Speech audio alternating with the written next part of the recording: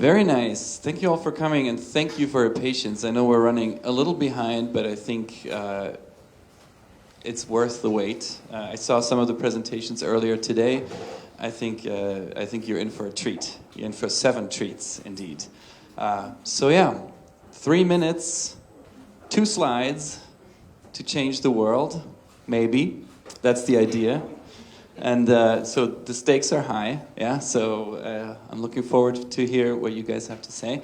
We're here at the Leslie E. Lab of the NYU. Thanks to NYU for hosting us here.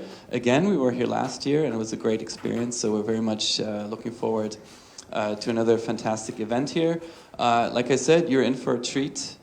We have 7 presenters who will have 3 minutes to tell you their idea to break down walls.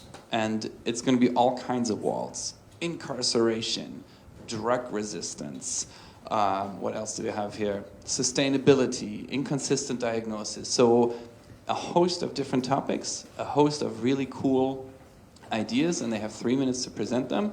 And you have 30 seconds to ask questions. You got these little programs. And if you look at the back of your program, it has a little question mark on it. So after 2.5 minutes, this little clock here will turn red. I hope you can all see it. If you can't see it, you're just going to have to crank your neck, or you'll hear a little sound to it. The sound goes something like this. And then you raise your little question mark, and then I will call on you to ask your question. The jury has the same choice. Yeah, you can raise your little question mark, ask a question.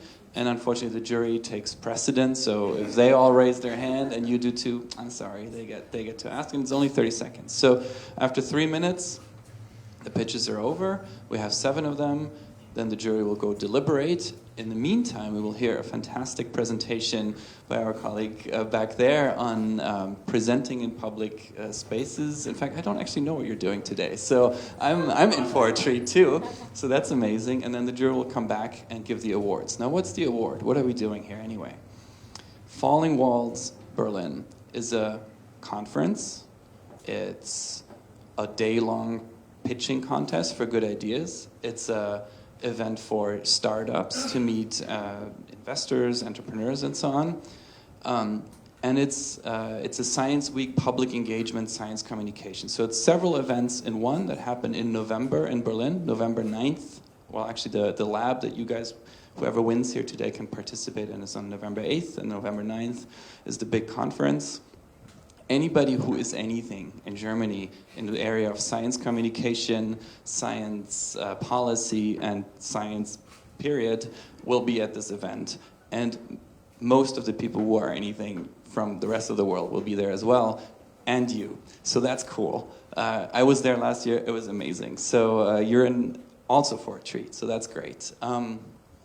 There's also another award, which is sort of packaged with that.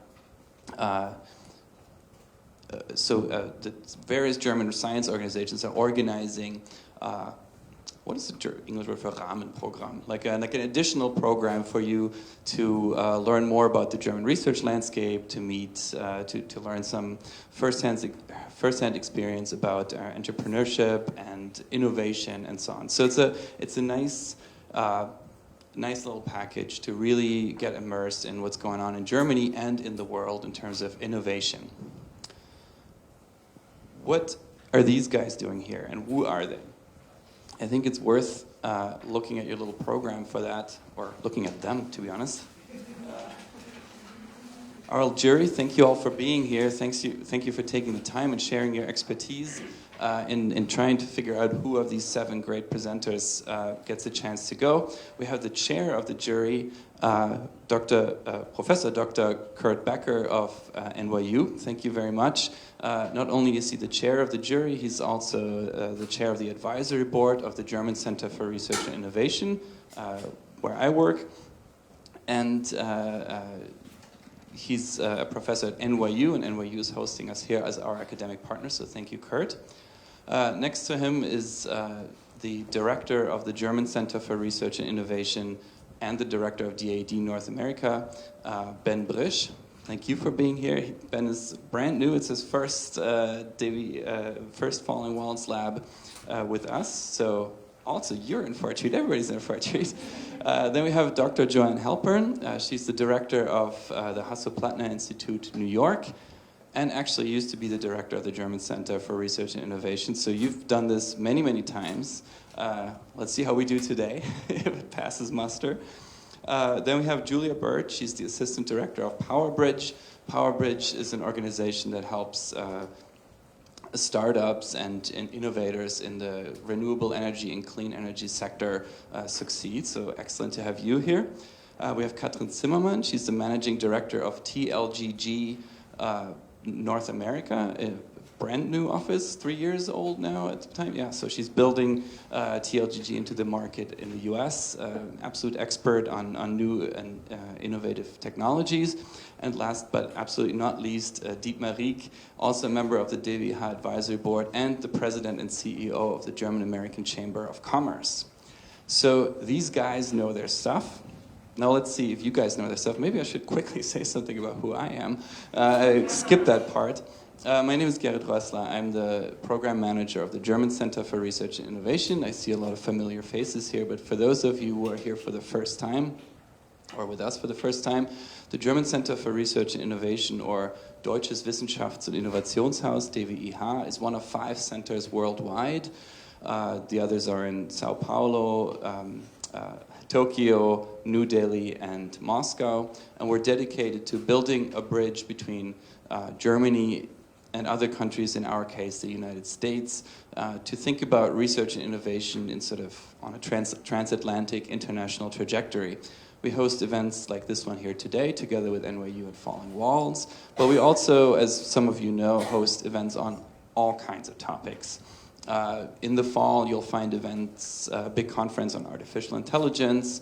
We have events coming up on data privacy. We have many other highlights. Go to our website, dwih-newyork.org, which you can find here in our wonderful little roll-ups, and you can see what else we're up to this year. Great things are afoot. So, I'm probably over my 3 minutes, so I think let's get started with Annie Brinnick. She's from New York University, so right around the corner, and she's going to tell us how to break the wall of digital risk perception. Imagine you're playing a game of poker with your friends. Poker is a game of risk calculus. You use all of your senses to calculate what kind of risk you should take during the game. You use senses like smell. You can smell if the person next to you has had too much to drink. You can maybe hear in their voice if they sound a little nervous. You can see them moving around in their seat and judge their body language. Now imagine that you're playing poker blindfolded with earplugs in, tied to your chair. That's what it's like taking risks in digital environments. So my name is Annie Brinnick, and I am an interactive digital designer. I'm getting my master's degree at NYU's Tannen School of Engineering, and I wrote my master's thesis on how we perceive risk in digital environments. So digital environments are constructed environments. They're not constructed to be manipulative, but they kind of inherently are, just based on the fact that you can't use all of your senses to detect danger in them. So this is the wall that I'm interested in breaking in this scenario. I want users to be able to judge risk in digital environments as well as they could if they were in the real world. So my solution, or my strategy for toppling this wall, came from the research that I've done for my thesis, and I also got inspiration from a subreddit that I love called Evil Buildings. Evil Buildings is a forum where people post pictures of buildings that look ominous or scary. And the reason that these buildings look scary is because they have certain architectural motifs, like red underlighting or sharp spires. And what I want to do is make these kind of motifs as obvious in digital interfaces as they are in buildings. So pointing out when user interface elements are indicating that there's some kind of risk involved with using a website. I've created a website called evilinterfaces.com that ranks the riskiness of a digital environment based on factors that I've encountered in my research, like if it has a time limit, if you're being rushed through it, that'll influence your risk-taking, risk perception and risk response. Stuff like if you have to enter financial or personal data, if the interface acts human or pretends to be human at all, that is all influential. And this is all to give users a framework to better understand how to avoid or negate risks in digital environments. Do you have any questions for me? I think there's 30 seconds for ask. What about gender and risk? Were you looking at that at all? No, I was not researching that at all, although I was looking at age as a factor in risk-taking. I found that younger people are much more fluid and fast with their responses to digital environments, and that's not always a great thing because you don't have time to judge the risk that you're taking if you're rapidly moving through an interface. I'll have to cut it off right there. So thank you very much. That was great. Thanks. I particularly like the risk-taking under time pressure, and then you glanced over at the clock, so that's great. So our next presenter is going to break the wall of sustainability in Africa. And her name, and I apologized to her about an hour ago, is Haja Fatoumata Doumbouya. Let me tell you a story. When I was in middle school, my mom would always stop by the closest marketplace to buy the groceries for tomorrow. She would face two main problems. The first problem was to find a perfect parking space, and the second problem was about navigation inside the market. She didn't want the car to be too far from the market because she didn't want to walk too much. The second thing is that she did not want the car to be isolated because she had the bad history of mirrors being stolen from the car. And most importantly, she did not want to leave the children alone inside the car. Inside the market, it was very dirty. You can see here Symphonia Market, where this woman doesn't mind being exposed into the trash because she wants to be exposed to the first customers who don't want to go through the hassle of going inside the market. Medina Market, this one, is the biggest market of Conakry, to not say Guinea. In 2018, 300 businesses were destroyed because of fire. And then we have Matoto Market, this one, where widows and single women do not mind staying in front of this trash because they don't have any other choice.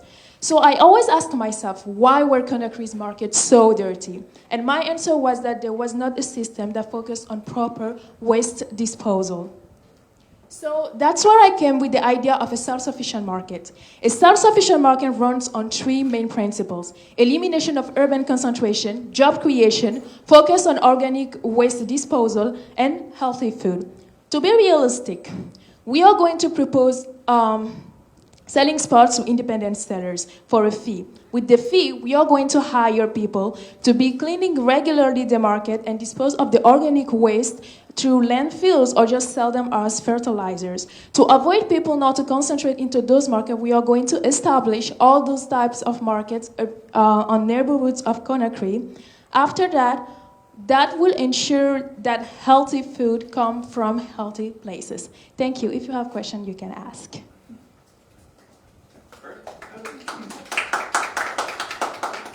You said you're charging a fee to the vendors. Would that increase the price of the goods they're selling? Would they pass this on to consumers? Actually, I was studying that, and there wasn't really enough time to talk about it, but I was thinking of making it in two ways. Like, the vendors would have two choices. They could buy their merchandise outside, and then they could be using the place for free, or they would just buy it from us because we would try to establish some type of connection with the people who would supply. And with that method, the fee, the price will not be increasing because somehow we will try to handle to make it more comfortable for them. Perfect. Perfectly on time. Thank you very much. The next presenter comes to us from Philadelphia. Mark Rosenberg from the University of Pennsylvania. He's going to break the wall of infection detection.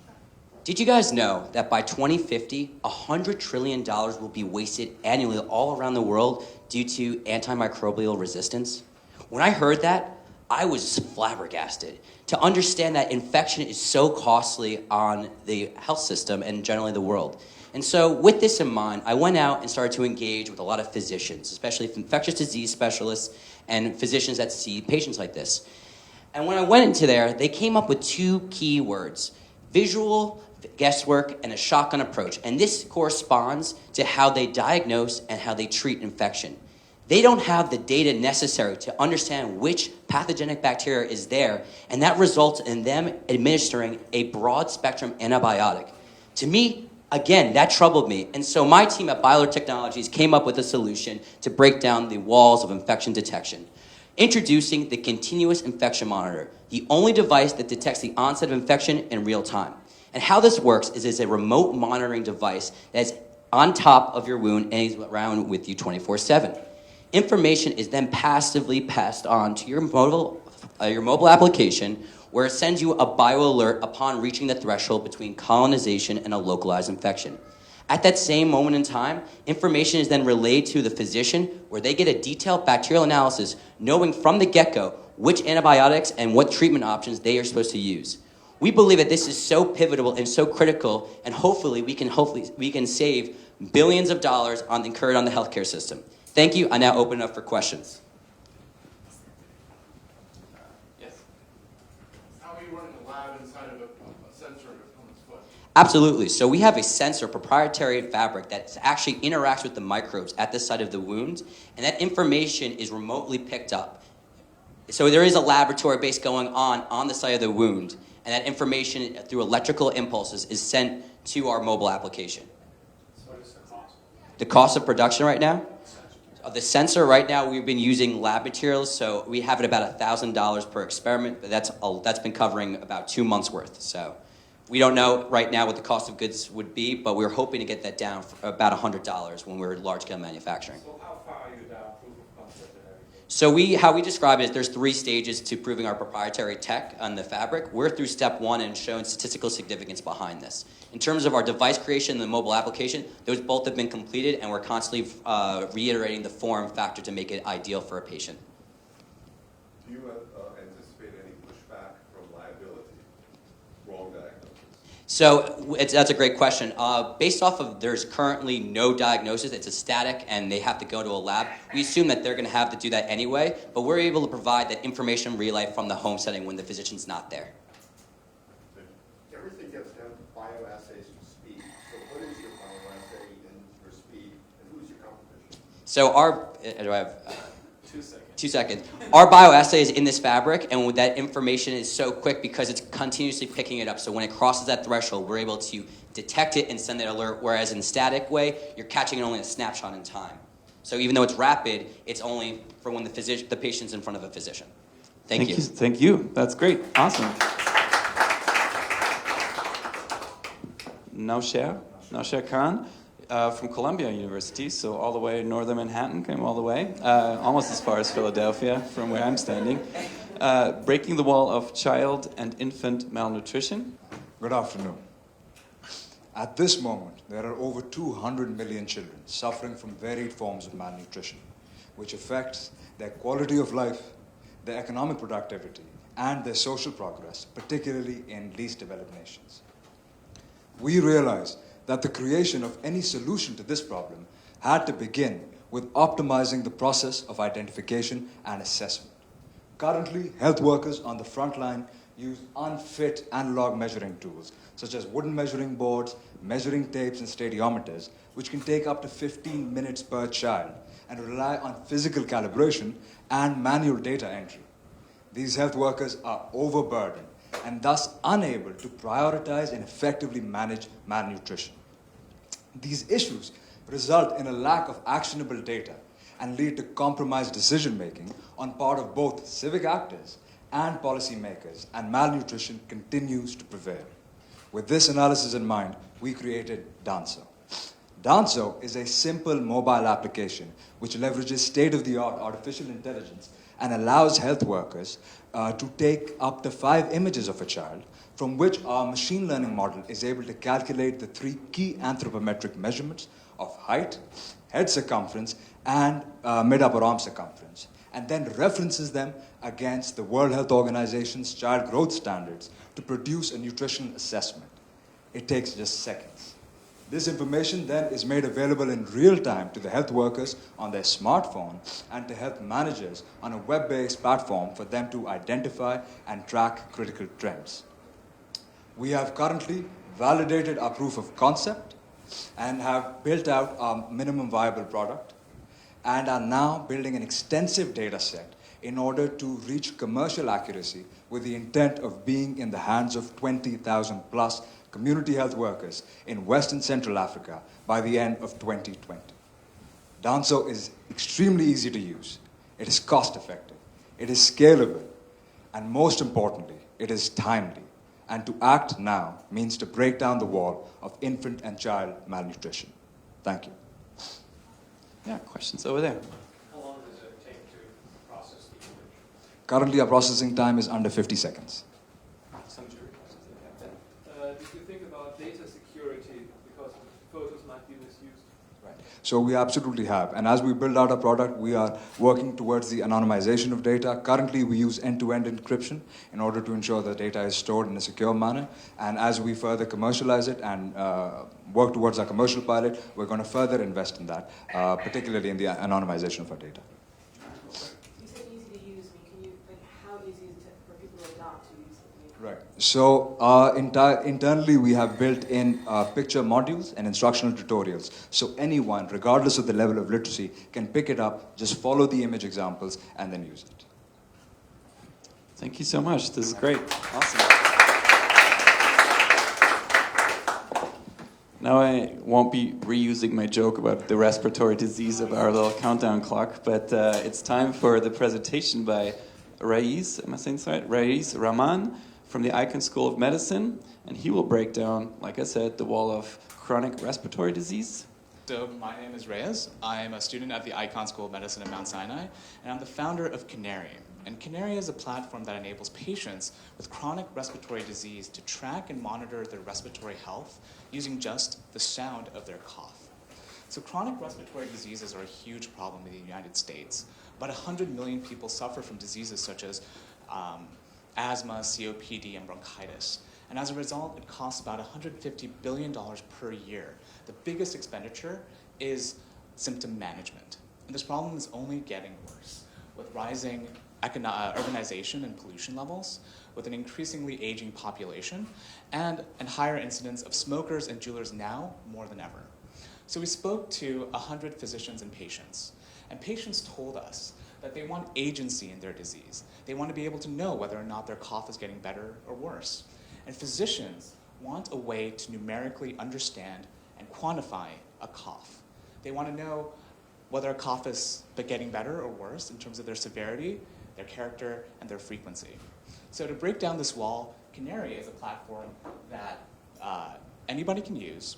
It's an online web app, and patients can go, upload a sample of their cough, just record it, and from there give us a little bit of information to train our machine learning algorithm, and we'll get results back very quickly, telling them whether or not their cough is improved or their cough is getting worse, as you'll see very soon. And then all of this is synced to the cloud, enabling physicians to monitor all of their patients at once at a glance. And then see which Hey patients Alexa, are improving. what's the weather like for today? And finally, this is the other thing. Currently, in New York, it's 41 degrees Fahrenheit with cloudy skies. We noticed your voice has changed. Can we take a sample of your cough? That okay? It seems that your cough has some signature similar to an upper respiratory infection. I have sent some information about screening services to your phone. Yep, so that's for people who don't want to cough into their phone, which is, I think, a significant component of us. But with that, Canary can go on anywhere, and what we want to do is build a platform that enables anybody to monitor and track their respiratory illness from anywhere. With that, thank you so much. let's start with this second. Yes. How well can we protect your IP? Yeah, so we have a patent pending right now, and we're protecting the machine learning algorithm to detect coughs and see if coughs are changing over time. What kind of FDA regulations are you subject to? So we spoke to the FDA in order to, for monitoring cough, we don't need any FDA approval whatsoever, so we can directly go and launch it, which is what we're doing this summer. And for diagnosis, we'll need more data, but yeah, that will need FDA approval, but we see that in the future. How do you establish the baseline for each individual? So on onboarding, patients will go and give us 3 cough samples, kind of like OK Google and how they train their model. And then from there, we'll compare every other cough to that baseline cough sample. That's all the time we have for questions, but amazing. Great, cool. Our next presenter is Shishir Malav. He's from a company called AlexaPath. And AlexaPath, if I understand correctly, is part of the NYU Future Lab. So you're working over there in Brooklyn. Awesome. He will be breaking the wall of inconsistent diagnosis. And Shishir, take it away. Hi, I'm Shishir, and I'll be talking about access and inconsistency in diagnosis. The picture on the left, you're right. Yeah, that shows the access to pathologists. The picture on your right will be the kids under 14 that require preventive chemotherapy for helminth infection. There's a severe lack of pathologists and specialists throughout the world to make a diagnosis. And in sub-Saharan Africa, some countries, they have one pathologist for over 1 million people. It causes a huge access problem to people who live in those areas. Now, the other problem that we have is inconsistency. Pathology is subjective in that 2 pathologists looking at the same specimen can come out with different conclusions. And this could be down to the difference in the experience of the pathologist or just the amount of workload that day. So, which is a bit scary if you consider all things. Now, which is why we created this system called ADA, Artificial Intelligence Diagnostic Assistant. It's a robotic microscope with artificial intelligence on it. What it does is it allows you to scan a glass slide, digitizes it, and then the algorithms will identify all the regions of interest and abnormalities, if any, depending on the algorithm that's run on it. The beauty of the system is it's not specific to any disease. Anything that you need to look under or through a microscope can be tackled with ADA. The way we envision, or we are actually doing field trials with several universities and companies, is we create a network of these devices. So we connect them, and this allows for a collaborative diagnosis. The other thing about ADA is that the specialist or the pathologist does not need to be on the site to make this diagnosis. A lab technician at the lab will be able to create the sample. It's easy to train them to do that. And then put it on the ADA system, and ADA takes care of the rest. It does the scanning, it does the AI stuff, and that data, after the results are produced, goes to the cloud and is accessible by the other pathologists and specialists. And with that, one final point I would like to say, geographical location should not limit or determine the quality of healthcare in overseas, which is why we started this project in the first place. What's the first practical application and what can't this do? So we are actually doing water analysis right now, which is funded by the Gates Foundation, with National Autonomous University of Mexico. We're looking at 9 different species of helminth parasite. About 1.5 billion people right now, which is 24% of the world population, has helminth parasites. Thank you. The other part. Sorry, I don't think you can get to the other part, but thank you very much. Yeah, yeah, thank you very much. Awesome. And that's a good point, Shishir. After the presentations, there's definitely time to ask further questions of our presenters while the jury deliberates, so do that. Sohail Anwar, he's from City Tech, part of New York City College, or that is the City College of Technology, and he will be he will be breaking the wall of incarceration. And let that sink in. The wall of incarceration will be broken. I love that. So take it away. What if you could only read at a 2nd or 4th grade reading level, and somebody gave you this book? Use the book to help you connect with the programs that will help you stay out of prison. We have in New York what's called a revolving door. Prisoners serve their sentence, come out, and are supposed to reintegrate back into society. But 42% of them go right back in. New York is a prison state with 50,000 inmates across 54 prisons and $3.3 billion of an annual corrections budget. If you break that down, that's $70,000 per prisoner per year. That's not what they'll make, a lot of them will ever make annually. So we're proposing a voice assistant powered by artificial intelligence that will analyze the world of data that's out there and also prison data sets and model it against successful individuals who have gone through the system and are reintegrated into society and don't go back. Here's a quick demo. Alexa, what are my program options? Based on your case record, I see that you qualify for 4 programs. I brought up the details on your tablet screen.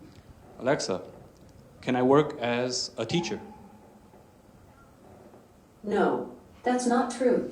So there's some glitches. I'm still working through it. But it's supposed to say, hey, you can't do it because because of your offense, right? Maybe I was convicted of child sex abuse or some similar offense that precludes me from this type of employment. So that's about it. So I'm open for questions. Yes. So what kind of criteria are you basing success on? Say a former inmate is successful. So a lot of them, there's been a lot of studies done. A lot of them, half of them have gone through rehabilitation programs, half of them haven't. There's a 10% difference between the number of people that go back, in terms of people who participate and who don't participate in rehabilitation programs. So the people that do participate, there's like a success rate between all the programs that are available to them. So we will see, okay, hey, this person had this kind of offense at this age, and he went through this program and he was successful, and there was another person, same offense, different age, maybe different culture, and he didn't succeed. So based on that, we'll be making recommendations. Can you randomly open the book and read some of the tough language in it? Sure. Actual questions, sorry. Let's not. Okay. I'm sure it's dense. Do you have any other actual questions? Sorry. Yes. I was just reading an article in The Economist where they said one of the big problems in many states is that the programs that are supposed to help people leaving prison aren't funded, and that's one of the big problems. So where would one of your customers fit in? They can't even get into the program. Do you understand what I'm asking? You mean the inmates? Yes, they can't. There are programs. There are programs in action. Programs aren't being funded. Who's the customer for your program? The customer is the corrections departments, and there are a large number of government and foundation grants available that are pointed at reducing recidivism. In fact, recently you might have seen a push at the federal government level to reform criminal justice. So there's a push there. There are grants there available towards this specific purpose. All right. Thank you very much. Definitely a worthwhile cause. All right, what's going to happen now? We went through all 7 fantastic presentations. What will happen is stay in your seats. Like I said, you're in for a treat. I guarantee it. Our jury will be impaneled, will sequestered in the jury room. In fact, you guys know where to find it, so we'll send you away to deliberate. In the meantime, we will have a presentation by GKT and ANDC. It's my favorite one, no offense, it's really cool. And you guys have met her, so I'll let you introduce yourself because it's part of your thing, and yeah, this is me. Great. My name is Kiara Motley, and before we do anything, I talk about anything, may I ask you all to please put up your hands as if you were looking through binoculars. Great. Now do you notice the C? And do you notice in your right hand how it looks like the front of a D?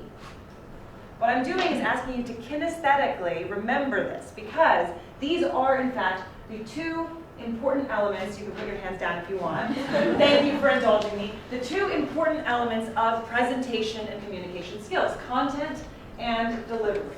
And they are connected in a virtuous cycle. Now, there are a bunch of incredibly smart people in this room, so who here can give me a short and simple definition of a virtuous cycle? Anyone? Anyone? Oh. Okay, well. One good deed leads to another. One good deed leads to another. Is that what you said? Yes. Perfect. One good deed leads to another. I think of it as an infinity loop, which you're constantly feeding in a positive direction, or in a vicious direction, a vicious cycle. So, I'm sure you're all familiar with this feeling. Oh my gosh, I'm really nervous, and I have to talk in front of everyone, so I'm going to talk really fast, and when I talk really fast, I'm under breath, and then my voice is sounding really funny, and so I'm really nervous, and I'm going to look down, and I'm going to start pacing, and oh God, I hope this is over, right? A very, very vicious cycle. So, that brings me to the name of my company, GK Training and Communications. GK standing for genuine know-how. That's what we strive as a company to give people. Genuine know-how, tangible skills that you can put in your back pocket and you can take with you that will increase your presence and your communication in a genuine and authentic way. We work with Fortune 1000 companies, nonprofits, academic institutions around the world. But I am not here to talk about us. I'm actually here to talk a little bit about what I talked to these lovely presenters about today. I was lucky enough to speak with them on the phone a bit and coach some of them in person today. And I'm going to share with you what I would say are my 3 touchstones or 3 rules of good communication and good presentation. So, rule number 1, practice out loud. How often, especially in academia, and lawyers are also very guilty of this, how often do we write down diligently and specifically exactly what we want to say, and yet we don't say that once out loud? Anyone guilty of that? I'm not going to ask you. Oh, great, thank you. Yes, join me in raising your hands. You have to practice out loud, right? Our body speaking in front of people, this is a physical instrument. It's a physical act. You have to breathe a big enough breath to get enough voice to fill a room, whether it's 2 people or 30 people or 100 people. You have to be able to work your body as an instrument.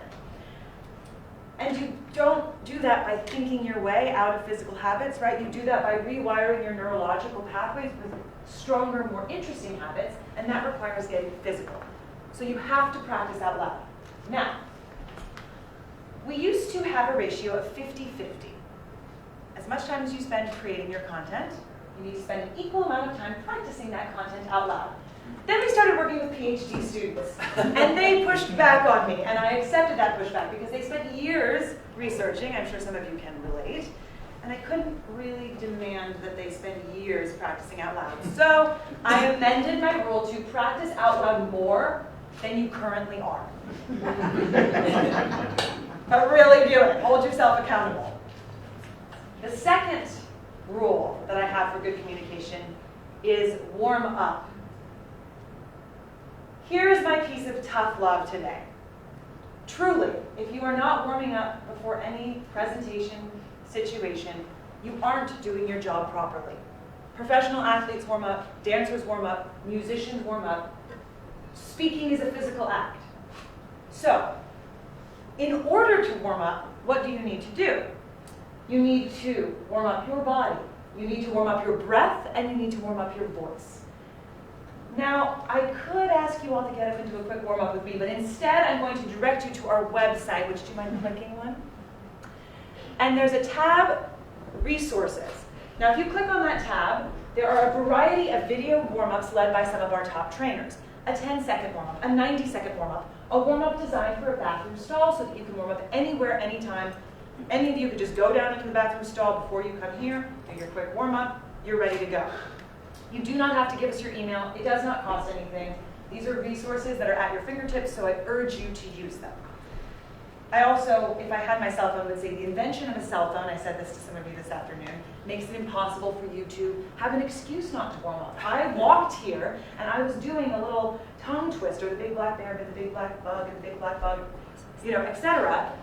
We're in New York City, right? You can just speak into your cell phone. You will, I promise, not look crazier than most of the people walking amongst us.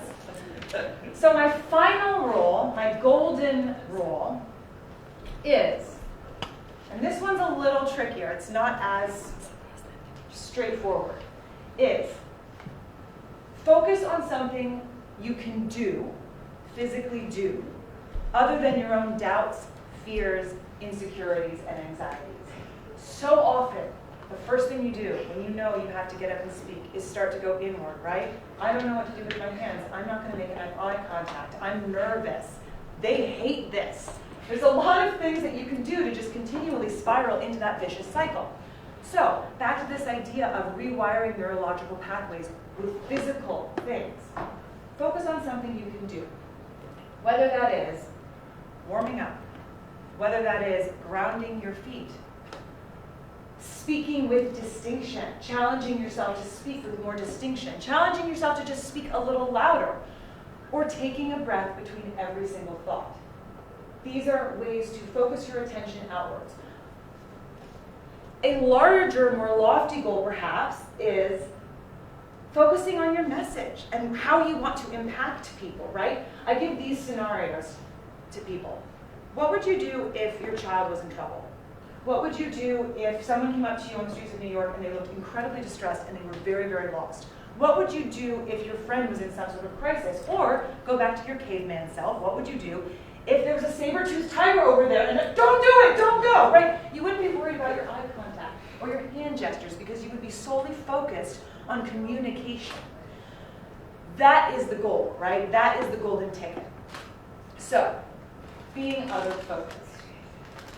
Those are my three sort of broad rules of good communication, of the perfect pitch. I want to end with like a short story about one of my clients, one of my favorite clients.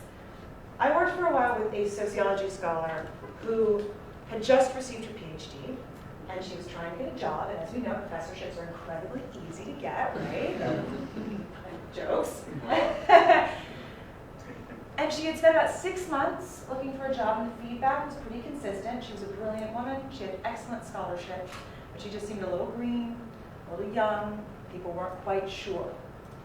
And she was, after 6 months, pretty distraught. She was actually considering changing professions, changing fields. And so we met, and we said, okay, maybe you should change. Maybe that's a path to go down. But before you do that, let's spend a little time working, and I want you to make 3 small adjustments. I want you to start to speak slower, with a slower rate of speech. I want you to take the resonance out of this sort of more high place in your face, and I want you to ground it in a deeper place in your chest. And I want you to remove like from your vocabulary. 3 months later, she had a job in her chosen field. Now, I am not saying that was entirely due to me and my coaching, but I am suggesting it is due to some of the changes she made. So my point is, if you focus on even one of these ideas that I've introduced to you, right? You investigate them, you practice them, you integrate them into your daily life. People are going to notice the difference, and they're not going to say, hey, she met with a communications coach. And they're certainly not going to say, I bet they went online and they went to this resources tab, and that's how they're speaking so brilliantly, right? They're going to just think this person is a little different, a little more engaged, has a little bit more impact, and they're going to give you the credit. And that is sort of my pitch to all of you, to anyone, to really examine this kind of kinesthetic work. Examine warming up, examine practicing out loud, examine making it more physical, because truly it is a physical act. Thank you. And if you have any questions, I'm happy to answer them as people enjoy drinks and snacks.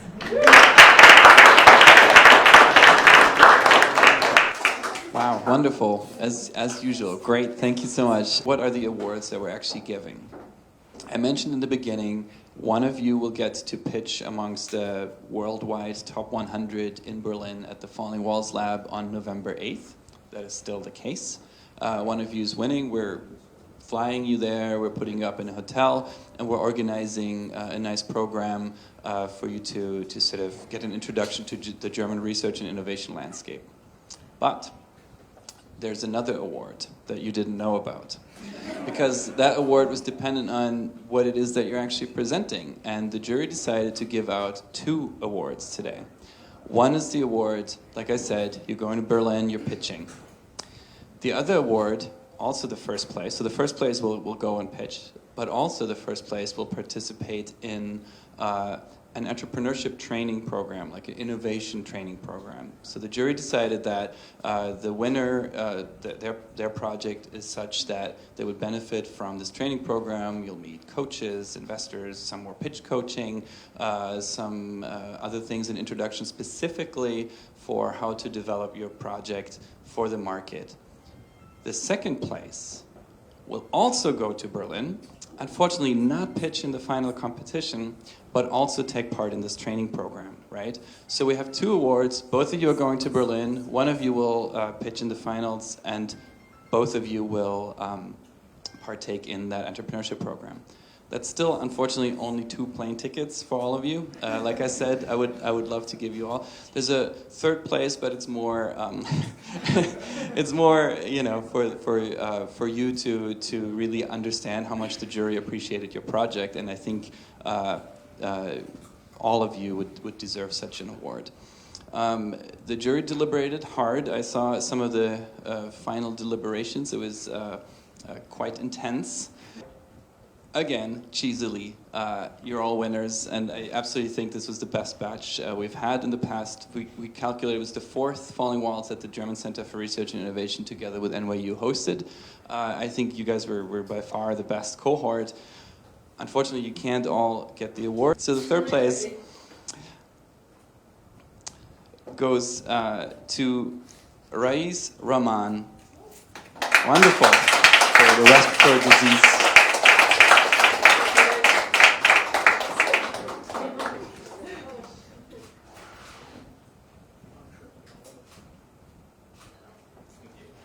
Awesome, congratulations. Let's see here. The second place, so this is, again, a trip to Berlin, participation in that entrepreneurship training program, unfortunately not pitching in the finals, to Mark Rosenberg.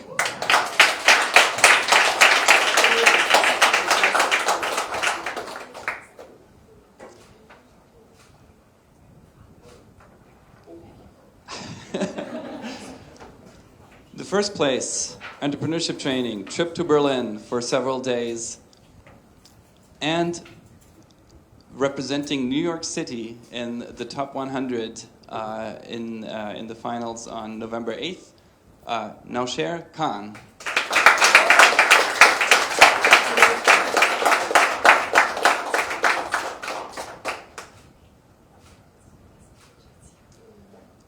So I would like to ask all the finalists to come back on stage. We actually have something for all of you.